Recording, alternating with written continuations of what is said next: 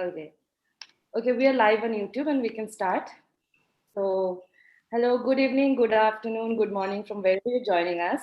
Welcome to Calcutta Research Group's panel on media migrants and the pandemic in Europe. We have our chair is Professor Ronabi Shamadar, Distinguished Chair of Migration and Post-Migration Studies, Calcutta Research Group. Okay, we are live on YouTube and we can start. So, I'm sorry. Hello, good evening, good afternoon, good morning from wherever you're joining us. Welcome to Calcutta Research Group. I'm sorry, there was some echo that was happening and it threw me off guard for a second. And our speakers are Professor Ruth Wodak from University of Vienna and Mohammed Hamarsha from Al-Shabaka, the Palestinian Policy Network. So, Professor Shamadar, over to you.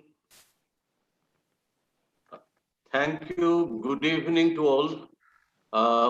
We have the concluding session of the two-day workshop on the epidemic, migrants, and the media. And this is the closing session where we are very fortunate to have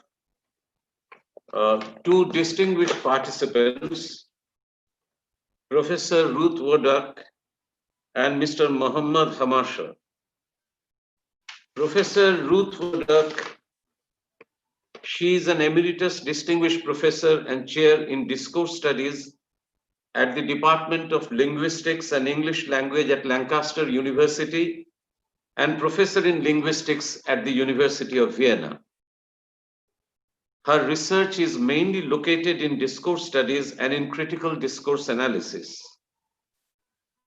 In the fall 2018, she was awarded the Lebenswerk Prize, which is the prize for life achievements from the Austrian Ministry of Women's Affairs. She is also a senior visiting fellow at the IWM in Vienna, where she is working with Dr. Markus Reindorf on a new project about repoliticization from below. And this workshop is being held in collaboration with the IWM. Our second panelist is Mohammed Hamarsha. He is Al-Shabaka's communication specialist. He is a journalist with extensive experience working for international news outlets and media organizations in various capacities, covering geopolitics across the Middle East and Latin America. His work and commentaries have appeared in Al Jazeera, the BBC, Middle East Eye, Teddy's SUR, and North American Congress in Latin America, among others. So we begin with Professor Ruth Wodak. Ruth, over to you, 15 minutes. Thank you very much, Ranadir. I will now try to share my PowerPoint. I hope it works. Yep. You see, everybody can see this? Yes, ma'am, we can see it. Okay. So what I will be talking about today is what I call the question of, quote unquote, what is Fortress Europe, and what I call a politics of shameless normalization. And I want to start with two images with where I put the title Saving Children, because that is my main focus today among all the discussions about migrants and refugees. I'm very concerned about the fate and the life of children and unaccompanied adolescents who are closed in various camps and detention centers, like on the Greek islands. Here we have pictures from the Moria camp before it was set on fire. But of course, this also relates to issues like at the Mexican border, where the Trump administration separated children from their parents, and the children also live under terrible conditions. The issue of children, of course, is not new, and saving children is not a new issue, especially in times of war. And there have been very successful support for children. I just want to mention during the civil war in Spain, 20,000 children were saved from the Republican army and their supporters in France. About 20,000 German Jewish and Austrian Jewish children were saved in the Kindertransport in 1939. But at the same time, many numbers of children have not been saved and are usually the most innocent and vulnerable victims of any wars and conflicts. So my question today is, why has it become normal, so to speak, for some EU member states to not save refugees? Why are they rejecting refugees, especially children and non-accompanied adolescents? How is this decision legitimized discursively? And what are the functions of the normalization of such decision making, which was previously far-right politics? This leads me to the question, which discursive shifts or frame shifts are taking place. So basically, we are dealing with the discursive construction of the stranger, who is perceived as a huge threat to many people. Again, this is not new. Strangers of whatever kind have frequently been constructed and over the centuries as dangerous and threatening. And right now there are 5 threat scenarios which we encounter frequently in the media and also in the rhetoric of politicians. One is the conceptual metaphor of war. That means migrants are constructed as an army which is invading whatever country. This implies a victim-perpetrator reversal, because the refugees who are actually poor and have managed to flee with big obstacles are suddenly constructed as strong and soldiers. The second conceptual metaphor is natural disasters. Gerald Knaus calls this the migration physics. So refugees are perceived as floods, as waves, as earthquakes, and similar catastrophes where everybody else is innocent and helpless. The third metaphor is apocalypse. That means the incoming refugees serve as a tsunami and will further and lead to the decline of whatever country. The fourth is the metaphor of disease. Strangers, migrants, refugees are viewed as a virus, as parasites eating the body of the people or the nation. This leads us to biopolitics and body politics. This is a very racist metaphor which was used frequently by fascists and Nazis. And finally, what is now used a lot by the identitarians is the replacement, the great replacement, a scenario of extinction where the autochthonous people are sort of going to die and are substituted by migrants and refugees, which also leads us to a big numbers game, statistics of all kinds, and numbers games are salient in this debate, also in the media. So what do I mean with shameless normalization?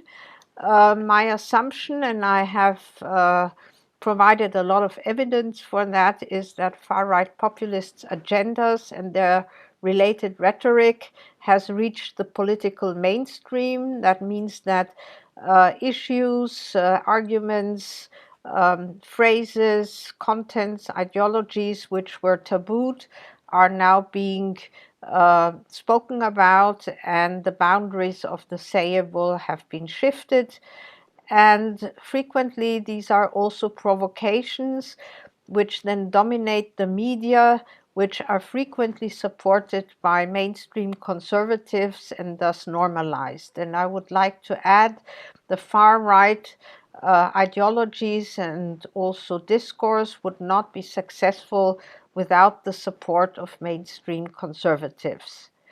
I want to add a second notion, what I call coarse civility, which is a concept launched by Wilhelm Heidmeier, a German sociologist, who claims that all these very racist, sexist, and whatever um, wordings and discourses and rhetoric are frequently packaged in a soft kind of cover, and the authoritarian attitudes are hidden beneath a thin layer of civilized, polite manners. Something which Shalini Randeria also calls soft authoritarianism. I think that the linguistic deconstruction would be very important. So I come to some examples. One is the example of euphemisms. Of course, Orwell has already pointed to euphemisms. I just want to bring two examples. One is from the coalition paper of the National Conservative Far-Right Coalition in Austria, where arrival centers for refugees were renamed as departure centers. That means when somebody arrived, they were welcomed with a label telling them that they should actually turn around and leave again. This is, of course, also a euphemism for detention camps or deportation.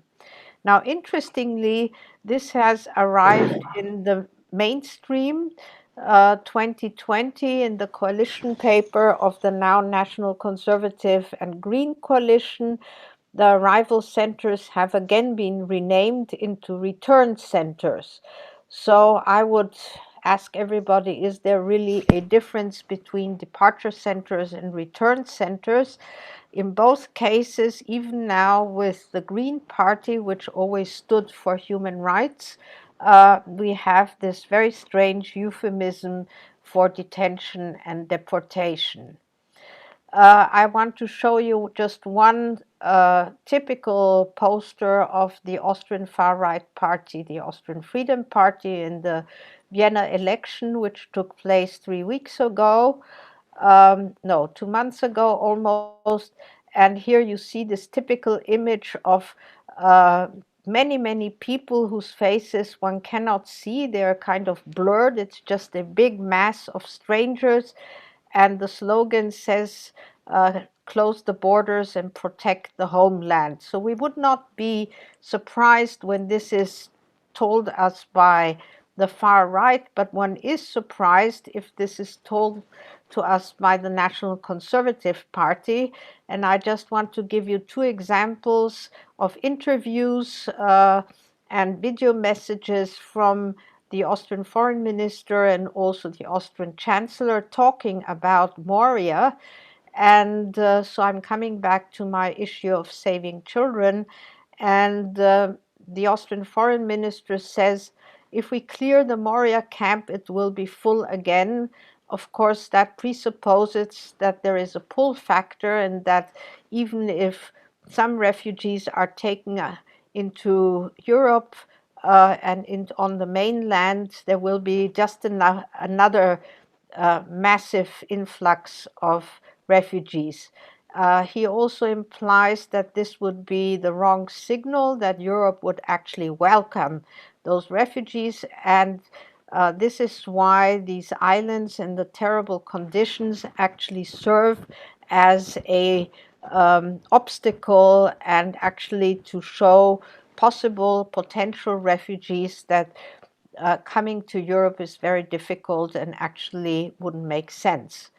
The Austrian Chancellor even goes further and tells us that 2015 was inhumane, although Austria actually, and the civil society in Austria was very successful in dealing with the refugees. And then he says something interesting. He says, I cannot reconcile this with my conscience, which means, as he explained, that if we take only some children, there are many other children in the world who are suffering, so it's better not to take any children, because how would we decide which children to take? Which is a very interesting and, as I see it, also fallacious argument, because obviously saving even one child would be a good deed. He also then says that this is only symbolic politics, because one cannot save everybody, and thus the effective protection of our external borders are needed, because otherwise this would only be symbolic politics. And these are examples of such coarse civility. That means they're very similar messages to the far right, but actually cloaked in a kind of rational and reasonable discourse. So what are the functions of such shameless normalization? I only want to point to a few. I have elaborated in my book, which has just been published. One is that it establishes identification with the party and its agenda, and it offers a possibility of finally saying what everybody wanted to say. It also provides an efficient distraction from other intended measures, because everybody will talk about these utterances and not other measures. We call that the dead cat strategy. And finally, it actually cloaks the violation of human rights and, of course, of European values. So, in conclusion, I go back to Zygmunt Bauman, who talks about the loss of livelihood, social entitlements, place in society, and human dignity in such a world of uncertainty. And the politics of fear, which is disseminated by the media and by politics, um, about migrants and refugees, actually leads to such a loss of human dignity. And on the other hand, it leads to renationalization and closing of borders. And this is how I would like to conclude. Thank you for your attention. Thank you, Ruth. And we now go for to Muhammad Hamasha. Muhammad, it's now your, yeah. Yes, thank you very much, and it's nice to be here, and I appreciate it. Um, well, I just want to start by saying that one of the most important thing that COVID has done and the pandemic has done is to expose the problems that we face globally on a global level with our political systems and economic models that have moved rightward over the past decade or more globally. But at the same time, COVID has exposed the horrifying realities that are lived by migrants and refugees, not just in Europe, but all over the world. Even migrants that are living in the global South countries, in countries like Turkey, in countries like Lebanon, in countries like Jordan, and in countries in Latin America. They're facing a multi-layered crisis that already existed, and now with COVID, it even made it worse. COVID has made it difficult in many ways, actually, for migrants. First of all, because aid organizations have been forced to cut down on their spending. They are not receiving as much money from donors. They're not receiving as much money from public and private sectors due to the economic crisis that is being faced by everybody. The second reason, especially in Europe, and this was very evident in Europe, the way that aid workers were not able to reach, to be present and reach migrants and refugees in different camps and detention centers that are all over Europe, especially at the frontiers, the virtual walls that Europe has created in Greece, for example, as well as inside the countries like in France. They're part of the confinement rules, part of the confinement and lockdown rules that were imposed is fines and arrests. So aid workers that were there at the camps trying to help and provide help were sometimes fined hefty fines or arrested due to their aid work. The third way that migrants have been really suffering due to the COVID pandemic is the fact that the decisions for their asylum applications or refugee status applications were delayed by months and even more, especially during the first wave of the lockdown. All over Europe, public sector and public offices were shut down. That meant more limbo, more uncertainty for refugees and migrants. At the same time, not being able to find jobs, being basically let down from the informal jobs that they had because also of economic crisis. You have lots and lots of stories in media and reports about how those refugees all over France and migrants and asylum seekers all over France are sleeping under bridges. They don't have, they can't provide for their families. They said that people are scared to hire them. People are scared to give them jobs. People are scared to even interact with them.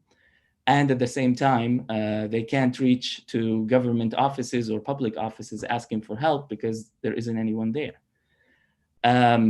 So to provide two examples of what has happened to migrants during the COVID pandemic, in Greece, for example, when media reports indicated when COVID first arrived into Greece, a lot of the detention centers in the islands that Ruth talked about had up to 37,000 people in facilities built for 6,000 people.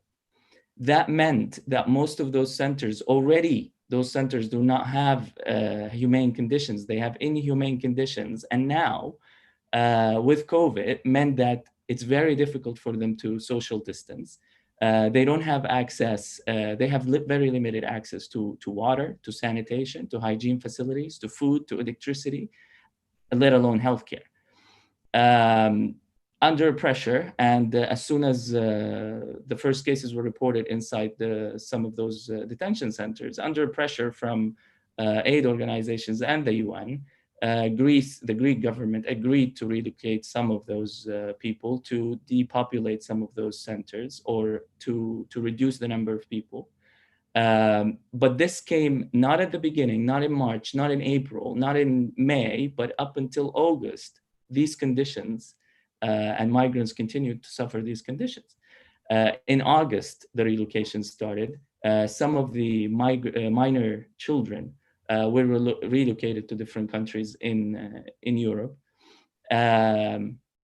And the numbers were reduced inside those facilities. However, that means that those facilities continue to operate this way. And if it hadn't been for the pandemic and the pressure from multiple organizations, those conditions would have continued, and they continue to exist, regardless.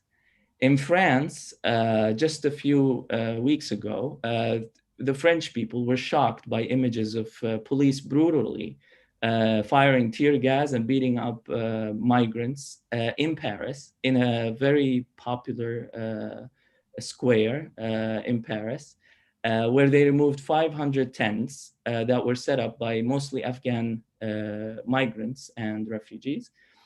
Those people, there were images and videos that were published all over social media. Uh, people were people were removed from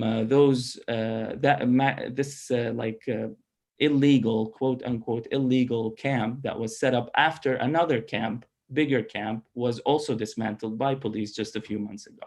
And this is like a cat and a mouse game between the police and the camps and the aid volunteers. They set up a camp for those migrants. The migrants settle there in tents. And then a month or two later, after complaints from residents in the neighborhood, police comes and brutally removes those people.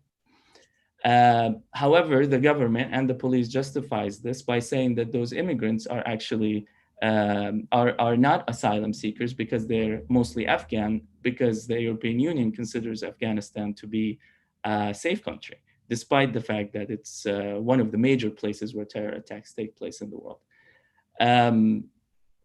So while all of these things are happening, away from those issues that migrants are facing due to government regulations and policies, the COVID pandemic has also been weaponized to double down on the attack and misinformation against migrants and refugees. Right-wing media across the Western world and Europe always tends to use migrants and the conditions they face in order to further the conservative political agenda. And they do tend to do that depending on the news of the day or the news of the month. When it's about a terrorist attack, then the refugees are the ones who are the terrorists. It's an invasion of terrorists. When it's the pandemic, then it becomes that the refugees are the ones that are bringing the disease into the country or the continent. The European Policy Center published a report just last week and examined 1,500 articles that were published in 4 different European countries: Italy, Germany, the Czech Republic, and Spain, between May 2019 and June 2020, on migrant issues, obviously. And that's what it found. It found that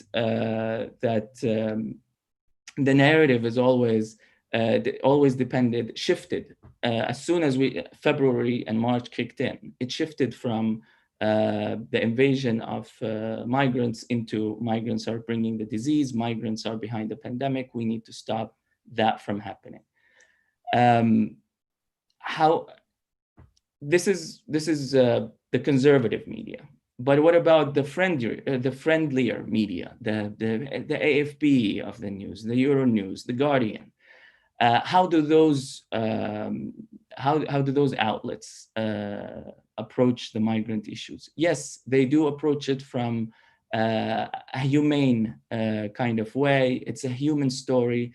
They want to bring it out into the light. They want to talk about how the suffering of migrants. However, there is this reoccurring theme that lacks the historical context of why those migrants are leaving their homes. It's always about is it nice or not nice to help migrants or refugees? It's not about the historical responsibility that the continent of Europe or the Western powerful countries have towards those people that are leaving their homes. And when I talk about this, I mean multiple layers. First of all, we have decades of EU policies that, as I said earlier, sought to build a virtual wall between Turkey and Greece, for example. And this started around the early 2000s with the invasions of Iraq and Afghanistan, with millions of people trying to come to leave their home because of the invasions, because of the Western-led invasions in Iraq and Afghanistan. And also, of course, the subcontracting a country like Turkey, for example, in order to be the border guard that would keep those people outside, making Turkey into a safe third country, which means that any refugees or migrants leaving Turkey, they would be deported back to Turkey because they were safe there. So Europe doesn't have the responsibility to take them in. There is another aspect of it, the economic intervention of the European and Western countries. When you go into several global South countries and give them billions of dollars in loans, in IMF loans, or the World Bank, or the European Bank, that means that those countries have to impose austerity measures that end up making people unemployed, end up making people a livelihood at risk. And those people are forced to leave their countries in order to seek not a better life, but an actual life. So in the historical context, I mean these things, and I also mean the centuries and decades of colonial rule by European countries in the global South, in North Africa, in the Middle East, that ended this is recent history. It didn't end 100 years ago. It ended 30, 40, and 50, and 60 years ago. So these conversations are missing from media reports, from media coverage of the so-called migrant crisis. And it needs to be there, not just to elicit sympathy. We don't need to elicit sympathy from the readers. We need to ask for a responsibility and impose a reality check on the privilege that should be shared and should be shared by Europe with those immigrants. Those immigrants deserve to this kind of reparation. That is the least that the European countries and Western countries can do in the context of reparations, is to take migrants in, to try to lift them from poverty, and help them with their broken political system that at some point in time was the result of European policies and colonization of their countries. Yes, I would like to conclude on a note to say that in the conversation of vaccines that we have now, we can return to the same issue. The conversations that are being had in Europe are about vaccination, whether to vaccine or not vaccine. Is it going to be mandatory? Is it not going to be mandatory? And again, we're forgetting about the fact that a lot of countries and a lot of people in the global South countries are not even having the conversations about the vaccine yet. They're still suffering the consequences of the pandemic. And Europe is having a completely different discussion because most of those vaccines are popping up in European countries. And the conversation should not be about whether the European countries are nice enough to help to give the vaccine. It is the responsibility, and from a historical context, for the European countries to provide those vaccines for less fortunate countries, if we will call them that. And that would be all. Thank you for listening. Thank you very much, both the panelists. We have about 15 minutes time, so we can take 3-4 questions and for you to respond. I have got few questions already. So one for Muhammad, the Palestinian refugees in Lebanon and their condition during the COVID-19 pandemic. And then I think linked to that is the recent migrant crisis during the pandemic. Did it create any impact on the EU countries? And and is there any chance to rethink the Brexit? Big questions. Then there is the third question. I would request you to note down so that, since the time is short. And this is a question to both the panelists, both Ruth and Muhammad. What is, in your view, what in your view would be a gendered analysis of the pandemic in your countries? This is a big question. And what role does Islamophobia play in the resistance towards migrants in Europe and at the level of rhetoric or popular perception? So these are the questions that I have got. And if I'm allowed to add my bit to these 2, 3 questions, I mean, I would ask again to both of you to tell us a little bit about, both of you have mentioned the migrant crisis of 2015. But 2015, well, maybe let's 2012 or 11 to 2017, we got innumerable stories about solidarities with the migrants. So my question would be that on one hand, Ruth, as you say, that there is this whole discourse, this whole, language of hatred, marking somebody as alien, etc. But on the other hand, you have also the parallel, the social, call it tradition, or the a society of solidarity, if I am allowed to put it that way. So, do you think, and this is a question to both of you, do you think that this, the social acts of solidarity and the political acts of solidarity, they actually provide a kind of a parallel world of politics today in Europe? It doesn't matter that it's not so much institutionalized, but at the level of language and at the level of their impact on thinking, this is something that uh, I would like to know. And lastly, to Ruth, there is a specific question. Who is driving the identitarian, my God, narratives even after countries like UK, Australia, China, France, Jamaica abandoned biometric identity projects? Isn't identitarian narrative rearticulating eugenic narratives? Big data technology owners are displacing the political class for good. Is it too late to undo the damage? So that I close the questions here because this is enough for the 15 minutes that we have. So 7.5 to Ruth and 7.5 minutes to more. Ruth, you first, please. Okay, well, you have given us enough questions for several hours. Yeah, I know. so I will really just focus on a few points because otherwise it will be just too long. The role of anti-Muslim attitudes is huge. Migrants is not migrant.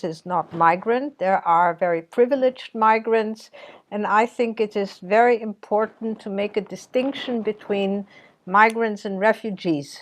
So I was talking about refugees mostly, and 2015 was, and the so-called crisis was about refugees from countries of civil war, and huge torture and other issues.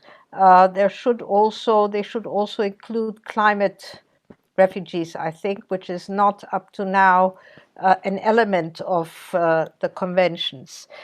I think that it's very important to state that, for example, in the in the Geneva Convention, you have the notion of illegal, but only for which labels the entry of migrants, refugees, asylum seekers. But once they apply for asylum, they're not illegal anymore. And that means that the notion of illegal or illegality has been extended to everybody who's a stranger and who you don't want there. And that has been disseminated widely by both conservative and progressive media. We made a study about all British media and their use of and how they represent refugees, migrants, and asylum seekers. And this notion of bogus and illegal has been all over the place, even in The Guardian. So the only newspaper which didn't use such notions were the Financial Times, interestingly. So I think we have to be very careful how we talk about uh, people who want to migrate and who travel into another country and why they do that. I don't quite agree with Mohammed about the responsibilities of all of Europe in the issue of that they are to blame. There were non-colonial countries in Europe as well. If you think of Eastern Europe, if you think also of Austria, which had a big monarchy but was not sort of situated in the southern continents or elsewhere. So I think we also need a more differentiated picture about that. I think that, for example, Austria has a huge responsibility, but that goes back to the Holocaust, to World War II and World War I, and is different than the post-colonialism of the Dutch and the British and the Scandinavians and so forth. About the solidarity, yes, there were huge counter discourses. We've also studied that and published a lot about the conflict of narratives from sort of the civil society and also progressive parties, social democrats, Greens, left-wing populists in some countries, and the conservatives and the far right. However, what I have come to see now by looking at the development of those discourses is that, for example, with the Green Party, which in Austria is now part of the government, they have actually taken over the conservative discourse. And in that way, I was talking about this normalization of far right issues. Nevertheless, there are still, of course, counter discourses, and one must also say that the countries who've taken in children from Moria and Lesbos, etc., and also some families, are just few in the EU, but they were from progressive governments. Yeah, so it's Luxembourg, it's sort of center, right center, big coalitions like Germany, the Dutch and Scandinavian countries. Whereas other countries, the Visegrad countries, including Austria, have absolutely rejected taking in any refugees and children and so forth. But we do have a discourse of solidarity, but it has become much weaker. And in view of the pandemic, which of course also relates to Moria, Lesbos, and the whole issue of the Greek islands, which has a much longer history, of course, uh, the main argument was we have to be concerned about our poor people. We have no way, no money, no place, no numbers, again, numbers game for taking in even other people. And of course, due to the economic crisis, which is already here, I think these kind of arguments will be even bigger. Other studies have shown, and Mohammed, I think you talked about that, in places where there were districts where many migrants and poor people live, not only migrants but poor people, it's a class issue, I think. Um, like in some districts in Stockholm, but also in Vienna or elsewhere, you have more COVID cases than in other districts where there are more privileged and richer people. I guess it's the same in India as well. And finally, the identitarians who go back to Benoit and various Nouvelle Droit French ideologists were already very apparent in Austria, which has one of the oldest far-right populist parties, as we know, the Freedom Party. Many of the arguments like replacement and so forth were already part and parcel of far-right discourse. Then it was taken up by the identitarian movements, um, which is a social movement. They're not big, but they are very prolific in the social media, and they get quite a lot of money, and they're many of them are academics. Yeah?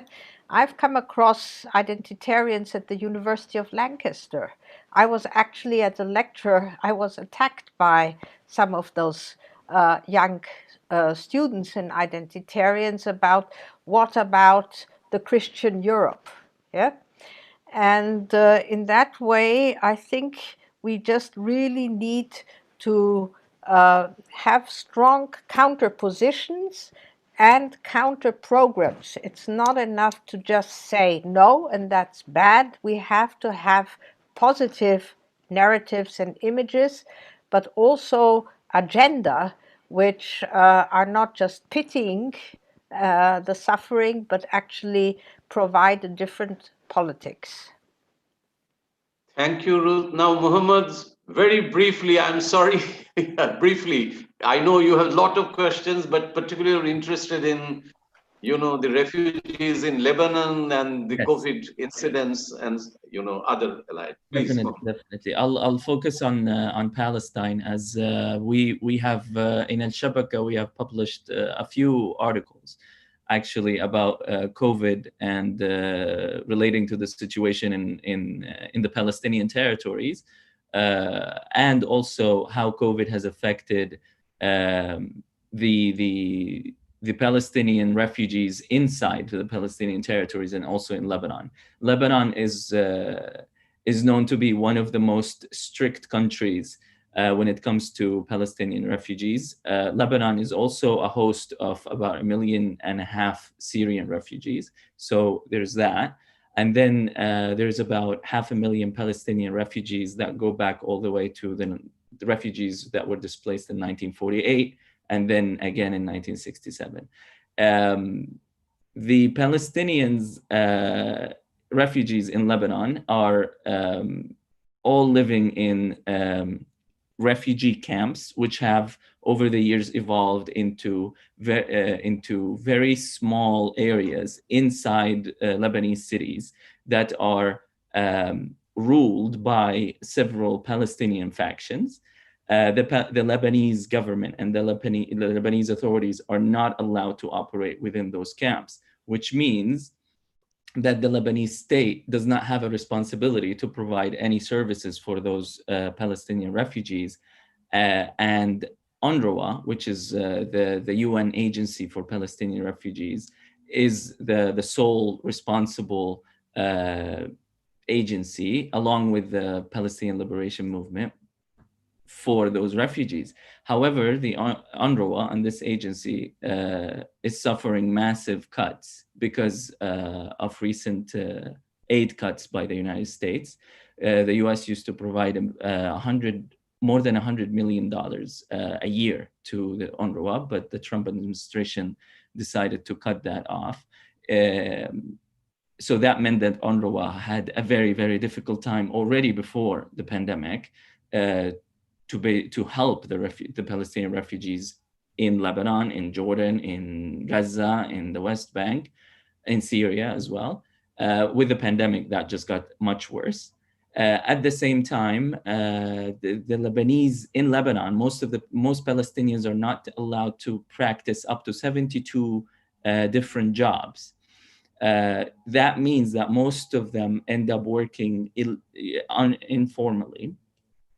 So during the pandemic, and due to already severe economic problems in Lebanon, with the pandemic, it became much worse. A lot of those people were left without jobs because their Lebanese business owners let go, and they don't have any responsibility towards them. They don't have to provide for them.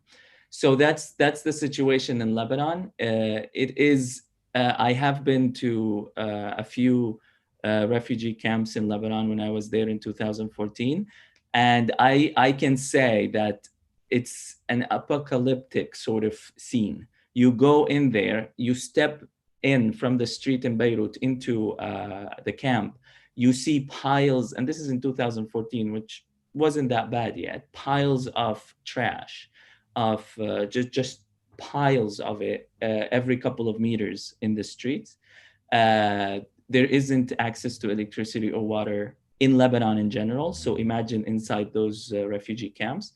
Uh, at the same time, the way they evolved construction-wise, because they're very limited, they had to evolve vertically and very close together. So there are very, very narrow spaces where basically one window could literally, there isn't a meter between one house and another, a window from one house and another window from the other house. So social distancing, you can only imagine that such measures would be impossible to introduce in those camps. Gaza also, the home to 80% of the population of Gaza, which is up to 2 million people, is basically refugees who were also displaced in 1948 and in 1967. Inside those refugees camps in Gaza, the situation is also very dire, on top of the fact that there has been a 13-year blockade by Israel, which doesn't allow certain medical equipments in, doesn't allow construction equipments in. There have been 3 different Israeli attacks on Gaza over the past decade, which basically destroyed, they targeted different hospitals, different medical centers, and those were never really re-equipped or reconstructed again. Gaza has, I think, about 70 ventilators for a population of 2 million people.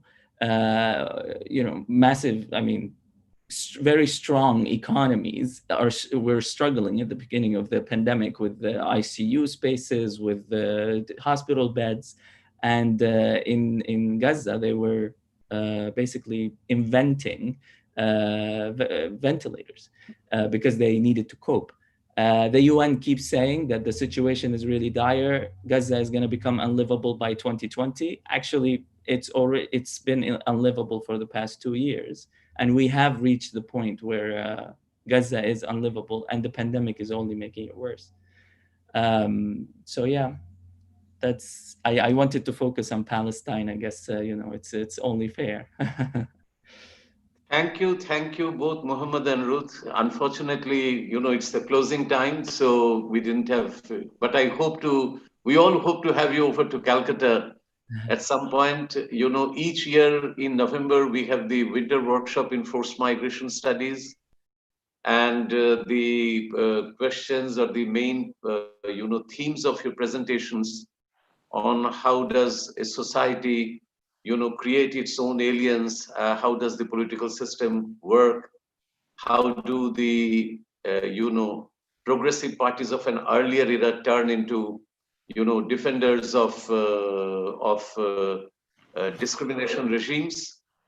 And certainly we would like to hear from you more on Palestine. And in the beginning, in fact, when we began the winter course, we had very regularly participants from Palestine as well as from Israel. So we had participants from Ramallah, we had participants from Jerusalem, we had participants from Beersheba. So we still have contacts with Israeli peace activists, and they have come actually as resource persons in our winter workshop. So we really hope that we would have both of you over to our workshop in Calcutta. I'm very sorry that we couldn't give you more time, but and you have to pardon us for that. So thank you so much, and goodbye. Have a good day. Thank you for having us. Thank you very much. Ruth, we'll be soon meeting in March or April. Bye. Okay. Bye. And Hopefully. we can keep in touch. I would also very much like to keep in touch with Mohammed, Sure. so we can mail. It would be very interesting to exchange more studies and stuff. Definitely. Ruth, something you'd be happy to know that we probably from next year, we may begin a 2-month, maybe 18 hours kind of a long distance course on refugees and the registers of arts and literature. And there will be, we want to invite you to give classes or, 1 or 2 sessions on some of the points that you're raising. They'll be very interesting from the point of arts and literature, how this register of literature actually, how does it receive or the stamp that it carries of refugees and migrants. So goodbye as of today. Bye. Thank you so Bye. much. Thank you to the panelists. Thank you, sir. And we have to thank our funders, IWM Vienna, who has collaborated with us for this workshop, Yes. which is part of CRG's program on migration and forced migration studies. So thank you so much. And Professor Shamadar, we will see you downstairs in the venue in 5 minutes. Sure. Thank you. Ciao. Ciao. Bye bye. Au revoir.